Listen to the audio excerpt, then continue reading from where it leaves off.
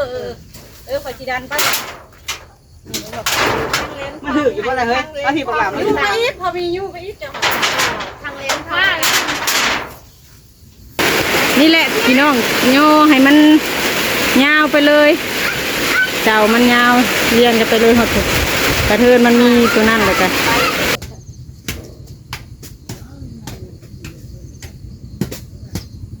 เถื่อได้มีสังกะสีให้เพื่อนเอ็มวางนี้ก่อนพอฝนพอพระแต่ว่าหน้ามันบ่ล้นเขาดอกมันพอแสลมน้อยเห็ดห้องเลยให้มันต่ำลงพุ่นจะลบไหลเกี่ยว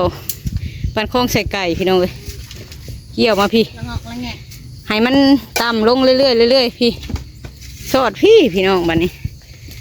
พี่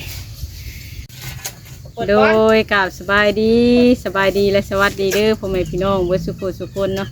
มาทางตู้ไม่เท่าค่ำมื้อนี้พี่น้องกระเป๋าพามีกับสาวๆน้องกัญญาไม่เท่านะเพิ่นเมื่อนอนเฮือนพุ่นพี่น้องแต่ว่ากับพากันมาเห็ดเราบ่อยู่กับเห็ดในเล่าคือเก่าพี่น้องเลยตูบโตที่ย่ายมาก่อนที่มั่งมื้อนั่นแหละเสามันตันทางมันบ่นั่นกันไล่เลี่ยกันนะพี่น้องพอมือตั้งนะมันเป็นแบบเฮาโยมาตั้งไว้ก่อนสิก็อันนี้เฮาเราบ่ฮู้ว่าจุดใดเสาของตัวนี้สิก็ออกมานี่นะก็เลยตั้งไว้หันก่อนแล้วมื้อนี้ว่าสิพากันย่ายมาให้มันเพียงกันกับเสาตูบตัวยาวนี่เลยนี่พี่น้องให้มันกว้างยาวไปเลยนะป้าพี่น้องไปจังใดก็ไปเบิ่งไปส้มน้ำกันพี่น้องเลยย่ายใหม่อีกเทื่อหนึ่งกับโบยากโบซาปันใดดอกพี่น้องคุดแล้วก็ย่ายมาใส่หลุมเลยทางนี้ซาเพิ่นลอกกกล้วยสบายดีเด้อพี่น้องสบายดีเด้อทางนะลอกกกล้วยเมื่อเกลือเป็ดพี่น้องพอดีอันกกล้วยเนาะทางโบเมนไก่แล้วไก่แล้วนี่แหละพี่น้องเสาตัวนั่นตูบตัวนั้นมันตันว่างกลางเลยเฮาชิ้นย่ายลงมาให้มันเพียงกับเสาตัวนี้ยาวยับลงมาใส่คุมนั่นพุดไว้เลยให้มันใส่กระตูบตัวก็ออกมาเลยพี่น้องเลยเวลาเฮาสีจัดระเบียบตัวนั้นตัวนี้ก็สิง่ายขึ้นไปพี่น้องกำลังพุดไว้ได้แล้วก็ความเลิกความตื่นอย่างเงี้ยเอาซ้ำนั่นแหละมีแต่พุดเสาพุดและตัวเฮาสิหยกพูไปพุดก่อนเดียวบอกยังไงเผาเราเมื่อเฮ็ดใหม่พี่น้องกระเทือนมาเฮ็ดในเพิ่นแหละเอ้าเฮ็ดให้เจ้าเกลือเพราะว่านี่ปูแนะนำแล้วไอ้ฐานพี่น้องในคำนี้เนาะเพิ่นแนะนำมาแบบเฮาคือว่ามันสมควรเนาะแต่ย่ายเอาตัวนี้พี่น้องยับเข้ามาส้นพี่เลยนะผมมีคนตีเพราะโตว่านี่ดูเฮาค้ำใจมันนี่ได้แล้วคนตีอยู่ในน้องไม่อันนั้นแหละเอาไม่คอนนั่นแหละก็ตีกันได้งัดซื้อมาขึ้นเลยเห็นบ่เนี่ยก็อะไรก็ปุ๊บ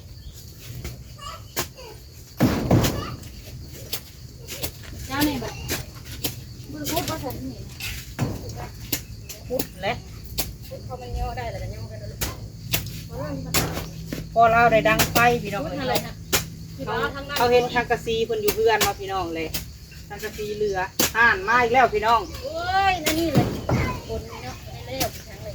มานเด้นี่เนาะเอาเดี๋ยวลงตัวลุ่มก่อนก็ได้จะมาพูดนี้ลงหูก่อนก็ได้เทศได้บ่ทันเขาทางได้แล้วครบยังเหลือทางผมมันเป็นแค่ทางไม่ต้องเลยแค่ว่าทางลงอะไรมันวิดจากไปตัวใหญ่นี่แหละหลดเลยหลดตัวนี้แล้วเนาะจับลงแล้ววันนี้เห็นวิทย์ประตูถูกเนี่ยบริตอกบริตอกระวังเลยใช้หนักอัพโหลด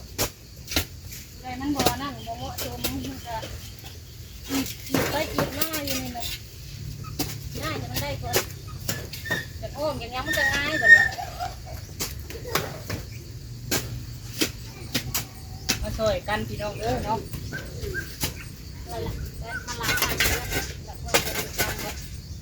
จริงๆแล้วก็หู้เลยพี่น้องเลย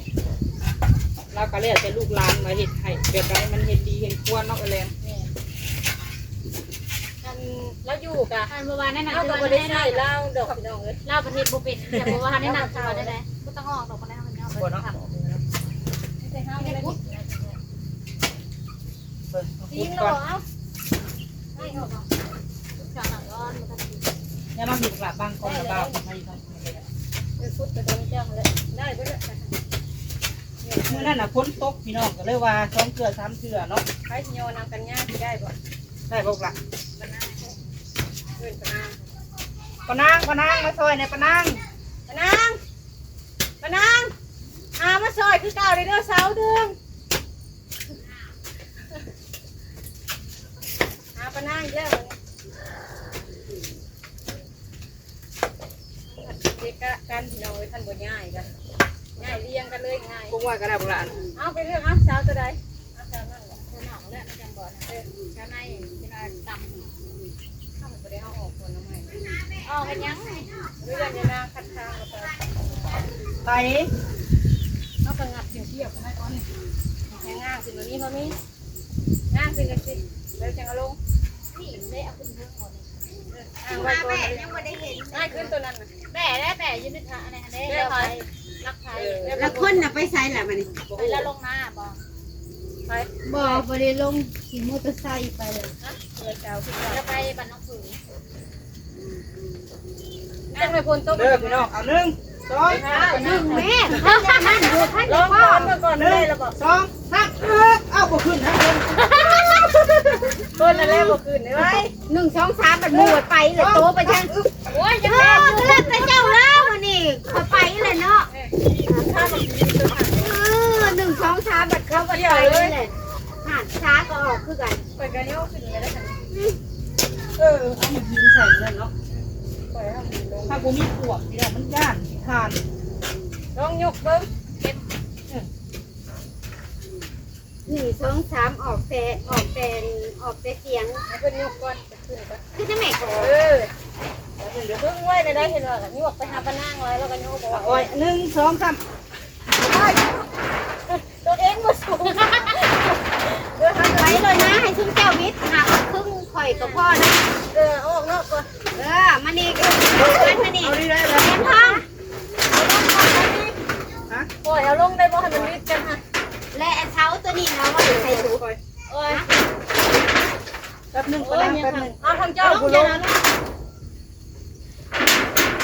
ปล่อยเอาลงเลยชกเข้าวันนี้ไม่เข้าปฏิดันไป มันถืออยู่บ่ล่ะเฮ้ยเอาที่ปากหลามมัน ยู่ ถือ ไปอีกพอมียู่ไปอีกเจ้า ทางเลี้ยงทางมาแล้วคะแนนกันทันแล้ว แป๊บนึงป้า คนข้ามกันเลยเป็นข้าวนี่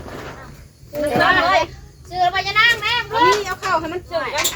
ได้บ่ แป๊บนึง พ่อตาคอยเสือเนาะเอาขึ้นนะขึ้นที่ดอกเอาไหมรับ อวยไปดึงขุนให้มันเอา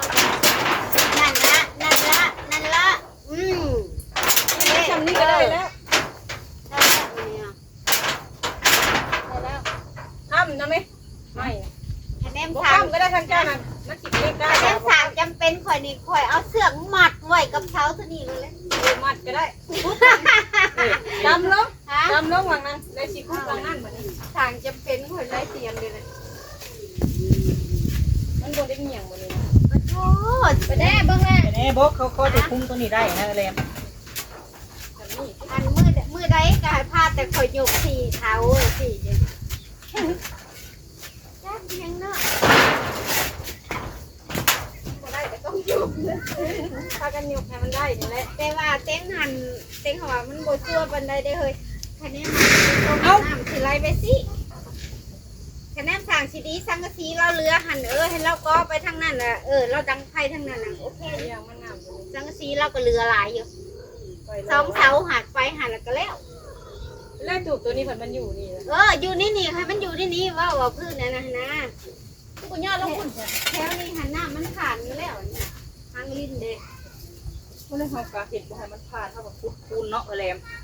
คุดเป็นคู่นะพี่น้อง โอ้ยมันสูงเหรอเกี่ยวมันมานี่ได้นี่ ยังสิเขายังสิคุดอยู่ไรป้า เกี่ยว โดยแม่นได้ ยันว่าน้ามันบุขึ้นโน่นได้พ่อเอ้ย พุดล่องมันมาเกี่ยว ถ้าคุณมันโน่นเนาะ เอาก็เห็ดปากเป้งลงมานี่เป้งอ้อม เห็นลงเบิ้ง เสือพุดโน่นนี้เราไปใส่ สังกะสีเราเรือหลายอยู่นี่เพราะว่าก็ออกไปอีกก็ได้ เล็กๆจะ เขาจะเอามาแต่เฮือนเขาอยู่อัน ตัวนี้นะบ่ได้เห็ดหยังนะตัวนี้จ้ะ อันนี้เขาเอาไว้ให้เราจอดล้อพี่น้องบนนี้เขาไว้ในเท้าจอด บ ล้ น อ เราอ่ะเอาไว้ทานไว้ยังนั่นมัน จะรอดแล้วสิเฮ็ดข้างแล้วสิได้บ่ได้ข้าง อันเด้หัวนี่ก็มั่งอ๋อ เด้นี่ออกมาทางนี้เด้ เห็ดตรงนี้ ก็ ก่อน เท่าบักกูกว้างหนึ่งสิบ่มีบนอันสิจอล่ออีก มากอันนี้จะนำมาใช้น้ำคนห้า โอ้แปลงให้เราเป็นอะไรก็ได้ ก็บ่ได้มากเลย โอ้ยหันละหันน้ำซามโมลัมนี่ก็ ถ้าน้ำกล้วยอันนั้นเนาะกล้วยเย่งๆข้างหนึ่งพี่น้องแล้วพอให้ดอกเอ้ยนาเราใจดีอยู่ให้มีจังหมูเห็ดไห่เนาะพอดีนะว่า เราว่าสุมานกูก็เห็นไหมเราก็ว่าเลย เห็ดดูแลก่อนเราไว้โจงไว้กินมามีค่ะคอยเห็ดไปแล้ววันเพนไปเบิ่งก่อน เอาแพทไปพี่น้องเลย ก่อนเข้ามานี่โคนนี่แหละว่าก่อน เห็นน้องเบิ้ง กับไผนี่น่ะย่างก็ได้บ่ได้ดังนี่ โอ้ยดังอยู่เลยนอกจากว่าบ่ได้ปะนางปะหน้าคือเขาจะห้องประมาณนี้นะเอามาแบบนี้เขาจะห้องมาแบบนี้นี่ต้นไม้ค่ะให้เราดังแต่พอให้น้ำมาเขาก็พุดคลองเขาพุดคลองไปพุ่นเนาะแดง พูดจะแม่วังรักลง เปิดกระสิพาเบิ่งที่กันแหละหน้ามันสิใครไหลขึ้นโน่นบอกขนาดบ้านน้องบกกันยังถ่วมนะจ๊ะ แล้วมันบริถ่วมบ้านมันถ่วมในนา เออเนี่ยเรื่องเทวันก็สิถ่วมอยู่เด้อสิบอกนี่เห็นว่ามืด ไป มาก พุ่นเข้าไป มันจะผ่านกันผ่านแล้วนะ เดินผ่านรถเนาะ ยาผลแม่เฮาหัดบ่ได้เอาดินมาถมมันดุด จบแล้วยำแรงคอยนี่คอยว่าคอยเสื้ออยู่แต่ยำคุ้มนี่ เป็นแล้วมันก็เป็นผล เออใครจะได้เทียงว่าคำไหนขอกระเทียงน้ามันบ่ขึ้นโน่นเนาะพี่น้องเนาะมันก็ขึ้นมามันก็เลี้ยว โนนในไซส์บริมีโนนในนี่นะมิแต่ข้อนี่ มันลดราคาลดราคาเอา มันก็เลี้ยวเลยนี่ นอนราคา เป็น เด้ ยอด อ ดีเลยพี่น้องบาทนี่ น้ามัน แท้คนบ่ไทบ้านเปิดบ้านเบิดเมืองนี่บ่ท่วมบ่สิใช่ท่วมอยู่ไหนนา ตอนแรกก็มันพอมีสิหา ว่าคนจะทางFC มานั่งคิดว่าน้ำจะไปทางไหน ฮะ จะคิดว่าน้ำไปทางไหน มันก็มานี่แล้ว มันค่อยทั้งนี้เนาะ เอาสมุดเขาป้า เฮา ได้ กิ กัน นข้าวนี่ได้ถ้าสูงขึ้นแล้วเฮาเวทโค้งมัน ซึ่ ไป ง นี่ มันก็อืดอยู่แต่ว่าใครต้องเห็ดข้องไป เอาเราก็สิเฮ็ดโค้งมันได้โค้ง โน่นจังได้อันนี้ นวดนั่นสิคุดข้าวได้คุณครูตาเลยเหลืองกัน คือเขาจะเอาเป็นเนื้อเดียวนะต่อออกมาให้เรานี่แต่มันเป็นแบบเป็นอันเดียวมันกว้างนะพี่น้อง แค่นี้ว่าไปแอมห้วยน้ำมันมุขึ้นเด้อนอนดังหานะ มีการเปลี่ยนแปลงดอกพี่น้องทันได้เห็นแบบบ้านนี้ เน่ดูหาเน่ดูชื่อแล้วต้มโหลด เนี่ยใดมันก็ต้องไล่ไปทางพุ่นคือเก่าแหละ บอกไปเลยเตะมาพี่ละหนึ่งมันเดี่ยวขอโทษ เฮ็ดเป็นไงเหงาอีก เนาะ งับออกมามัน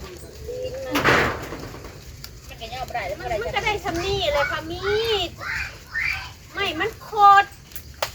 มันจะให้มันนั่นก็ยูดเขาพูดเลย ก็ได้ชำนั่นแหละ ได้เลยผมรวบไปนี่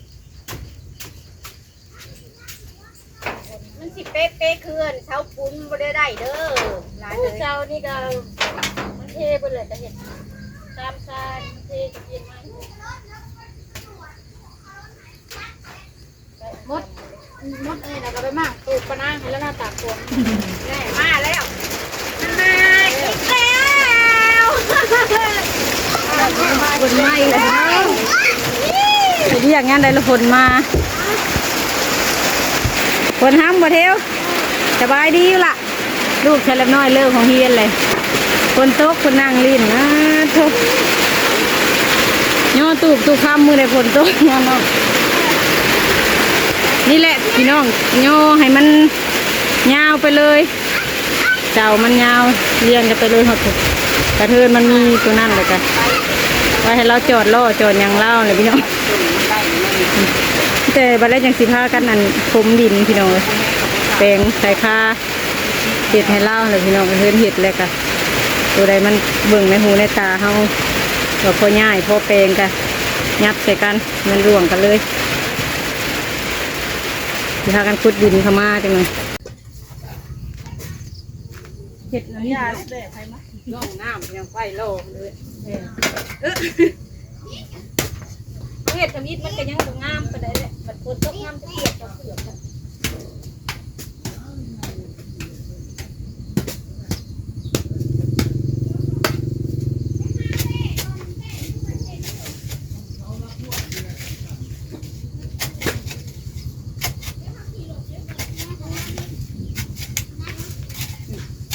แต่ง่ายเนี่ยคอยเอาดินเข้าเลยพี่น้องเอาดินเข้าน้ำฝนตกมาลงน้องอันนี้เลยไล่ลวกลงพุ่นแบบนี้พี่น้องข้างในนี่บวเข้ามันสิเห็นให้มันบชุ่มนะพี่น้องมันบชุ่มเขาก็อยู่สะดวกสบายแล้วลำน้อยอยู่เพื่อนกันแปลงตุกใหม่ ได้คลิปนี้ก็พอดีสิได้จบคลิปก่อน ตุกใหม่ก็ยังคัดไฟค่ะจะออกแบบนี้เดี๋ยวเรียกเลยสิเห็นแบบนี้ละ ง่ายเลยพี่น้องเลยง่ายคือเท่าคำจากฝากพ่อแม่พี่น้องเป็นกำลังใจให้เฮาเด้อแปลงพูดจะชุดคือแบบพี่น้องเลยแบบนี้ต่อจะชุดคือโดยพี่น้องพากันกล้วยโลพี่น้องหลังจากย่อตูบตัวนี้เข้ามาชนใส่กันแล้วก็เพียงเสากันตัวทางหน้าพุ่นมันเพียงกันแล้วพอดีไหลยาวมาแต่ตูบ ตกก็ออกเพียงกันเลยเสามันเริ่มน้อยกับพากันกล้วยโลเห็ดลงน้ำพอทั้งเทิงมันนู่นอยู่เลยมันสิไหลลงมานี่พี่น้องไหลลงมานี่แต่ป้านไหววางนี้ลังเทือได้มีสังกะสีให้เพิ่นเอมวางนี้ก่อนพอฝนพอพระแต่ว่าน้ำมันบ่ล้นเขาดอกมันพอเฉลิมน้อยเห็ดห้องเลยให้มันต่ำลงพุ่นสโลบไหลเกี่ยวปันคล้องใส่ไก่พี่น้องเลยเกี่ยวมาพี่ให้มันต่ำลงเรื่อยๆเรื่อยๆพี่สอดพี่น้องบัดนี้พี่แล้วมันมีห้องลงพี่บ่ให้มันท่วมเข่าในเลยช่วยกันพี่น้องเลยมันก็ต้องตัดสื่ออยู่แล้วว่ะ ตัดโลดปะนางให้มันตัดซะมันอยากตัดกันมันตัดซื่อแล้วก็ให้มันตัดให้มันแห้งเองมันแม่กดเลี้ยวแล้วมันก็ยังไปทางหลักมันก็เป็นเซกุดแบบนี้เนาะทางนั้นก็ไกวเลยปะนางระยะมันตัดนี้หรอให้มันตัดนี่ก็ให้มันตัดแบบเซกุดแบบนี้โดยลูกกำลังพากันสะเนี่ยพี่น้องโน่นแล้ววางนี่สูงเลยให้เราง่อยอยู่ในโพนนี่ แล้วก็ทางในกระสะลงไปอีกพี่น้องเลยยังสิจัดใหม่อยู่เตียงอันนี้เราก็ได้มาเทวนี่ให้ป้าเห็ดลูกถ้ากันขุดจะเริ่มน้อยก็ขุดลงมาทางน้ำลงมาบ่ให้มันไหลเข่าพี่น้องเลยเพราะได้ไหวอันนั้นอันนี้ทางนั้นกับมันมีคลองน้ำนี่มันปิ้นหนองนี่หันพี่น้องลงหันเลยเดี๋ยวเราอยู่นวลๆเนี่ยมันจังสีบซุ่มบเปียกคันมีสังกะสีขังขึ้นจากเพนสองเพนที่ได้อยู่เพิ่นมีอยู่พี่น้องไม่นะดิจักเล็ของตัวนี้จักเล็เราว่าพามีว่ามีตัวอยู่เฮือนเราก็มีอยู่เฮือนก็มีคือว่าสังกะสีเก่าบ่ให้น้ำเข้าในพี่น้องเลยฝนตกก็อยู่ได้สบายแบบนี้แปลงสวยกันเราเมื่ออยู่เพื่อนมือนี้แค่แนวน้ำมันโบไปตรงแหลมมันก็ลัดเลยที่ได้บอกก็สแลมเนี่ยนะนะคันมันลัดคอยว่าเจ้าดีแหละเสียบ้าเสียมคุดนะให้มันลัดนะเจ้าดีแหละมาได้เลยคุณนอนเนาะโอ้ยมันก็มีทางมันเลยดิเท่ก็ยังไปมันมีทางมันมาอยู่มันบ่เสียวดอกมันบ่แห้งกว่านั่นคันว่าท่อช่วยรับประทานไข่แล้วว่าถังลงมานี่น้ำฝนแห้งเลยมันสิบ่ใส่บ่หัวกันนะเป็นคักพี่น้องเนาะได้กินนี่ก็เป็นเลยพี่น้อง